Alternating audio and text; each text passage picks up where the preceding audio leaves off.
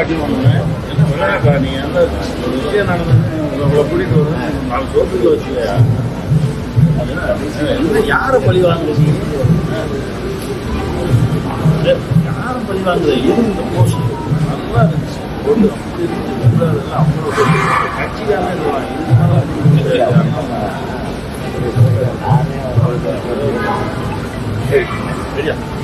தமிழ் சினிமாவுடைய முன்னணி நடிகர் அண்ட் தாவேகா தலைவர் தான் விஜய்.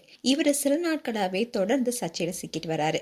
ஒரு பக்கம் அவருடைய குடும்ப வாழ்க்கை தொடர்பான பிரச்சனைகள் நீதிமன்றம் வரை சென்றிருக்க, இன்னொரு பக்கம் நடிகர் த்ரிஷாவுடன் அவர் கலந்து கொண்ட திருமண நிகழ்ச்சி இப்போ பெரிய விவாதமா மாறி இருக்கு. இதை பத்தி தான் இயக்குனர் சமுத்திரக்கனி ஆதகத்துடன் பேசியிருக்காரு. இந்த வீடியோ தான் இப்போ சோஷியல் மீடியால பேசும் பொருளா இருக்கு.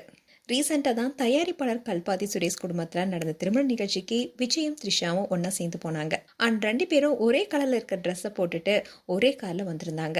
அவங்க மணமக்களை சந்திச்சு வாழ்த்தும் வீடியோ கூட சோஷியல் மீடியாவில் வெளியானுச்சு. இது சாதாரணமாக நடந்த ஒரு நிகழ்ச்சி தான். அப்படி இருந்தாலும் விஜயோடைய மனைவி சங்கீதா அவர்கிட்ட இருந்து விவாகரத்து கோரி நீதிமன்றத்தில் மனு தாக்கல் செஞ்சிருந்தாங்க. இப்படி இருக்க சூழல தான் இந்த சம்பவம் பெரிய சர்ச்சையாகவும் மாறுச்சு. இப்படி ஒரு நேரத்தில் தான் அவர் த்ரிஷாவோட நிகழ்ச்சியில் கலந்து கொள்ள வேண்டுமான்னு ஃபேன்ஸ்ல பலரும் பல கேள்விகளை கேட்டுட்டு வராங்க. விஜயோடைய இந்த நடவடிக்கை பலருக்கும் அதிர்ச்சி கொடுத்ததாவே கூறப்பட்டுச்சு. குறிப்பா சொல்லணும்னா அவரை ஆதரித்து வந்த சில ரசிகர்களே இப்போ குழப்பத்துல இருப்பதா பேசப்படுது. இதற்கிடையில் தான் இன்னொரு புதிய தகவலும் வெளியானுச்சு. நடிகர் விஜயோடைய மனைவி சங்கீதா இன்னைக்கு மீண்டும் நீதிமன்றத்துல புதுசா ஒரு மனு தாக்கல் செஞ்சிருந்தாங்க.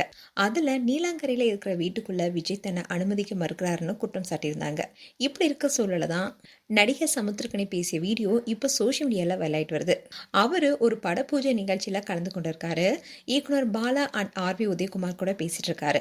அப்போ அவர்கிட்ட விஜய் த்ரிஷா ஒன்னா கல்யாண நிகழ்ச்சியில கலந்து கொண்டதை பத்தி கேட்கப்பட்டுச்சு.